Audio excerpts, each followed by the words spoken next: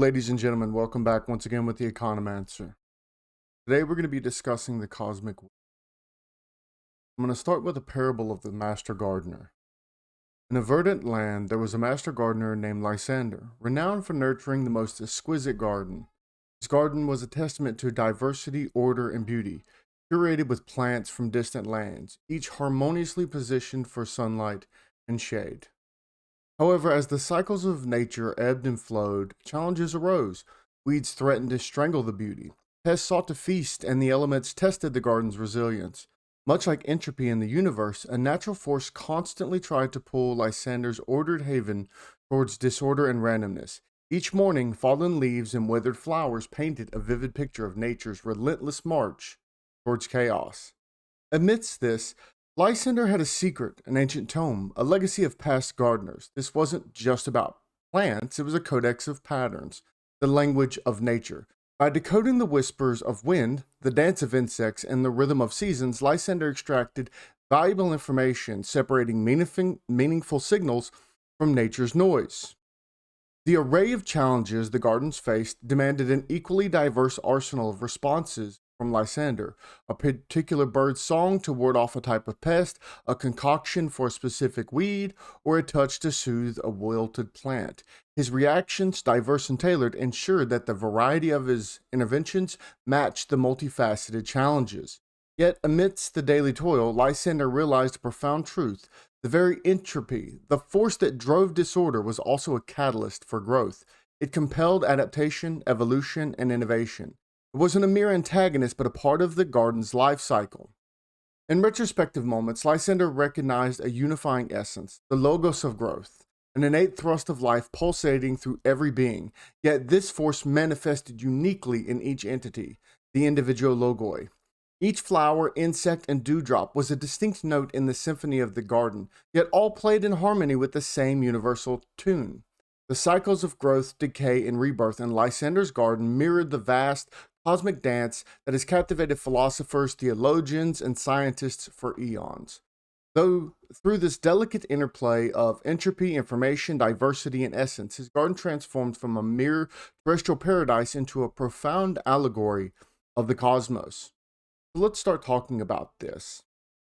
And if you like this so far, please like, share, subscribe. But here we are. Entropy. That's a fundamental to the second law of thermodynamics. This paints a vivid picture of the inevitable, inexorable progression towards disorder in isolated systems. As the sands of time flow, the universe's entropy surges, rendering every cosmic moment fleeting and transient. Ashby once eloquently put it, natural laws, including thermodynamics, provide the constraints within which systems operate, creating a constant tug of war between order and chaos. So if we're going to be drawing some parallels with cybernetics, we find a resonating theme. Every system, whether birthed from human ingenuity or nature's blueprint, inevitably confronts uncertainties, and it's amidst this chaos that Ashby's revelations shine as a beacon. Delving into his works as we have done, we're reminded that each system's survival is underpinned by its adaptability. Ashby's law of requisite variety, a cornerstone of cybernetics, asserts that a system's internal capacity for change, its variety, must at least match the disturbances it encounters. So envision a multifaceted shield, each segment meticulously forged to repel distinct adversities, standing steadfast against entropy's relentless tide. But there's more to this narrative. So there's a deeper spiritual undertone that's interwoven in these scientific tenets. This is where Saint Maximus and his profound teachings on the logos and the logoi. The logos, as Saint Maximus proposed, is the divine thread binding the chaos, while the logoi serve as individual expressions of this grand principle. This duality echoes in Ashby's philosophy, where a system's overarching aim is to maintain balance, yet the means, the logoi, morph according to the nature of disturbances. So we have a triadic confluence. Cybernetics, with its emphasis on feedback, adaptability, and requisite knowledge, aligns seamlessly with Saint Maximus's theology of the logos and the logoi. The theological cybernetic interplay further intertwines with thermodynamics, revealing a harmonious narrative of balance amidst chaos. Saint Maximus' insights about the logos and the logoi offer an enriched understanding of the universe's inherent design, paralleling Ashby's cybernetic insights. As the universe drifts towards disorder, there's an intrinsic drive in systems to adapt and evolve. The cosmic dance of unity and distinction, equilibrium and chaos, this encapsulates existence. Now we have the deliberate will in a constrained system, proairesis, though I'm very bad at Greek. The gnomic will. In the world of cybernetics and systems theory, one could see the universe as a grand system and its laws, like the Second Law of Thermodynamics, acting as governing protocols. These laws dictate the general direction, but within this deterministic framework, there exists room for variation and adaptation.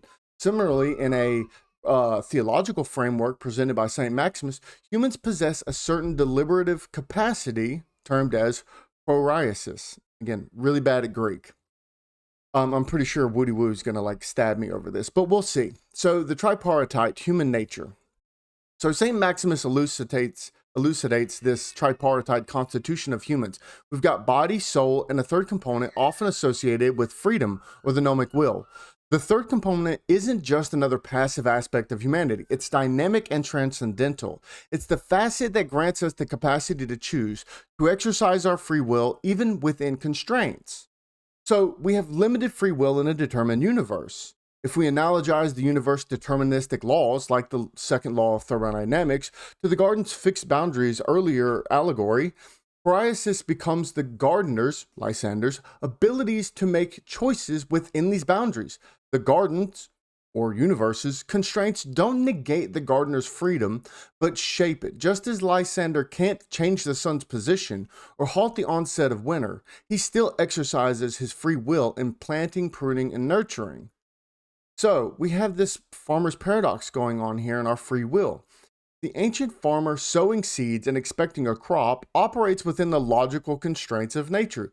He knows that seeds need soil, water, and sunlight. Yet the farmer also embodies the paradox of the will.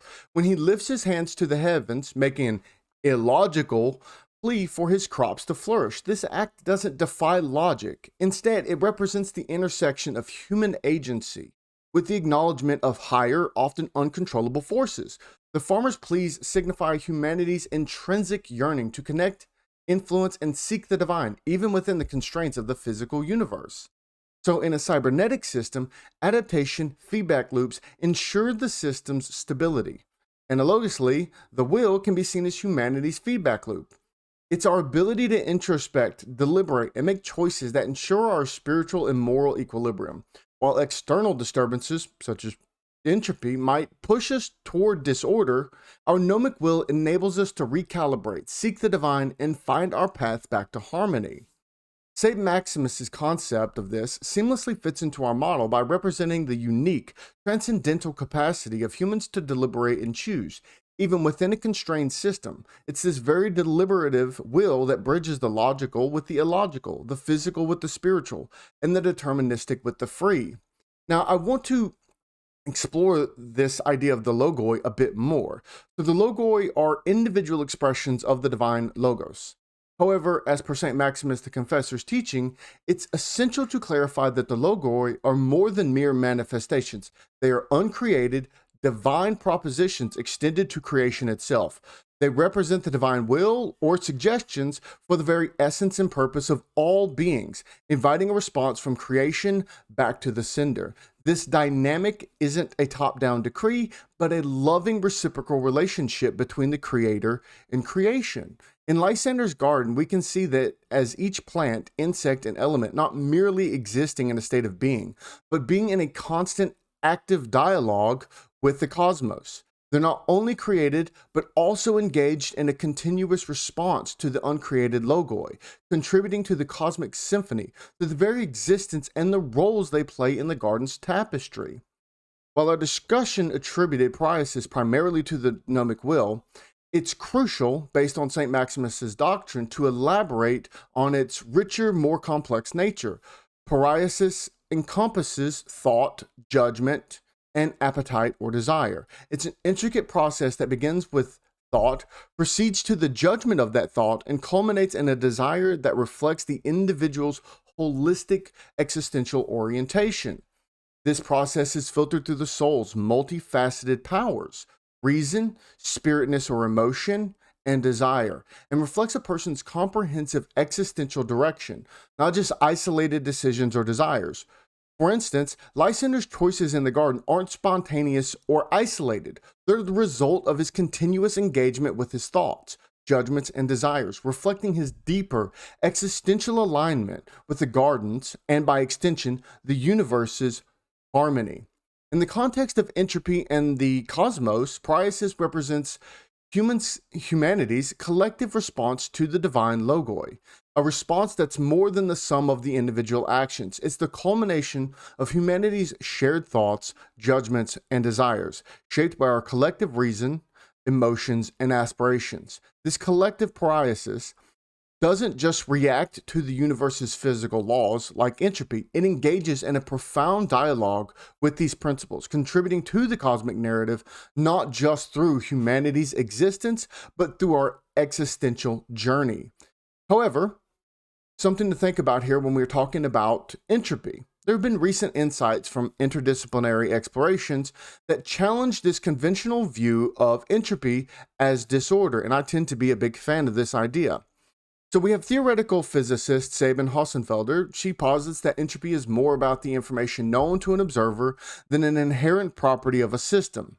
Similarly, we have Stephen Wolfram's computational universe theory that suggests that our perception of increasing entropy is a byproduct of our limited computational grasp of the universe's irreducible complexity.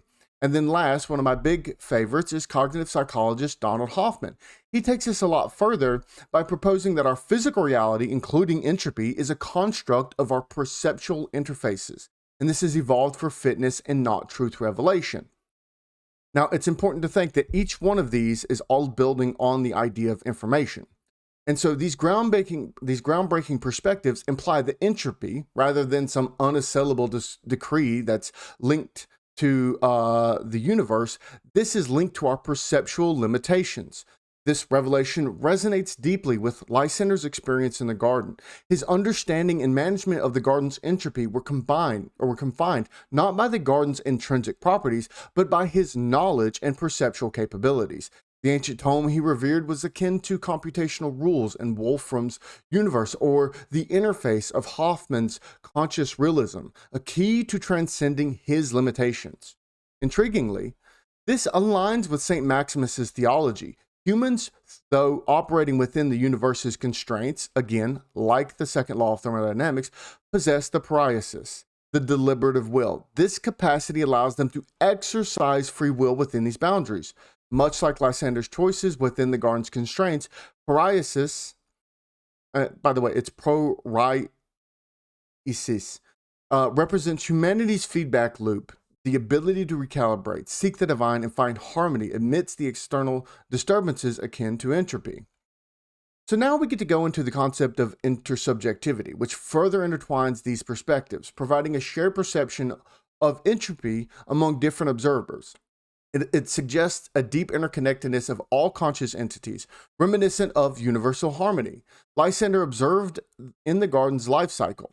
This interconnectedness implies that our universe, rather than a closed system succumbing to disorder, is a unified entity within which pockets of order can emerge, potentially in response to the evolving perceptions of conscious beings within it.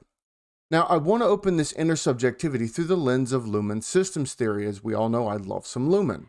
The concept of intersubjectivity is pivotal in understanding the shared human experience of phenomena like entropy. However, to grasp the complexity of these shared perceptions, we must delve into Niklas Luhmann's systems theory, which distinguishes between the psychic and social systems in the realm of intersubjectivity.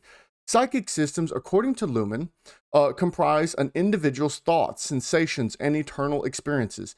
These systems are closed. They can't be directly accessed by others and operate based on the individual's consciousness and understanding. In the context for our discussion, the psychic system is where individual interpretations of entropy are formed. For example, Lysander's perception of this garden's entropy is a psychic process, influenced by his personal experiences, knowledge from the tome, and his subjective understanding of the garden's dynamics. Now, Social systems and social intersubjectivity. Social systems exist in the communication between individuals, or persons really. They're based on shared understanding, language, and symbols that form the structure of collective experiences. Luhmann posits that social systems aren't reducible to individuals involved, but are instead emergent properties of their interactions. So in our narrative, the social system might represent the collective understanding of entropy among gardeners, scientists, or theologians. This shared narrative evolves from communication about experiences with entropy, discussions of its implications, and the communal pursuit of knowledge, as seen in the shared reverence for the ancient tome among the community of gardeners. So when we consider entropy through the lens of Luhmann's intersubjectivity, we see that individual perceptions of entropy contribute to a collective understanding of the concept. But the latter isn't just the sum of the individual views. It's a complex emergent entity shaped by shared language, symbols, and culture. This distinction is crucial in our narrative, as it explains how the gardeners, each with their own unique psychic interpretations of entropy, contribute to a shared, evolved understanding of the gardens and, by extension, the universe's inherent order and chaos. Moreover, Luhmann's theory enriches the discussion of intersubjectivity and the perception of entropy among different observers, introduced by those like Hossenfelder, Wolfram, and Hoffman. Each observer's psychic system processes the information about entropy based on individual consciousness and cognitive boundaries. Still, the social system provides a platform for these observers to communicate and establish a shared understanding of entropy despite their subjective experiences. So the collective narrative, shaped by both the psychic and social systems, contributes to the intersubjective experience of entropy and the second law of thermodynamics. This provides a more nuanced explanation for the consistency of entropy perception among different observers. It suggests that while our individual experiences of the universe and its principles may vary, our ability to communicate and establish shared symbols, language, and everything else around these experiences allows for a more collective understanding that transcends the individual subjectivity. Luhmann's distinctions between the psychic and social system offers profound insights into the intersubjective nature of entropy. It suggests that our collective experience of increasing disorder or complexity isn't merely an aggregation of individual observations, but is a rich tapestry woven from the threads of shared communication, symbols, and cultural understandings. This perspective not only reinforces the idea of a deeply interconnected consciousness, but also highlights the profound impact of communication in shaping our collective reality. So, to wrap this up, this Master Gardener's Tale is a profound allegory of our cosmic journey. It reflects the triadic confluence of cybernetics, theology, and probably the new understanding of entropy and consciousness that a lot of you are going to be coming across for the first time. As we continue to explore this interplay, we may find that our universe, with its laws and constraints, is but one of an infinitude of possible realities, as each real and as bound by our entropy is our own. And in this realization, we echo the Master Gardener, who saw his garden not as a battleground of chaos and order, but as a harmonious symphony of existence. And with that, please like, share, subscribe. I hope you enjoyed this.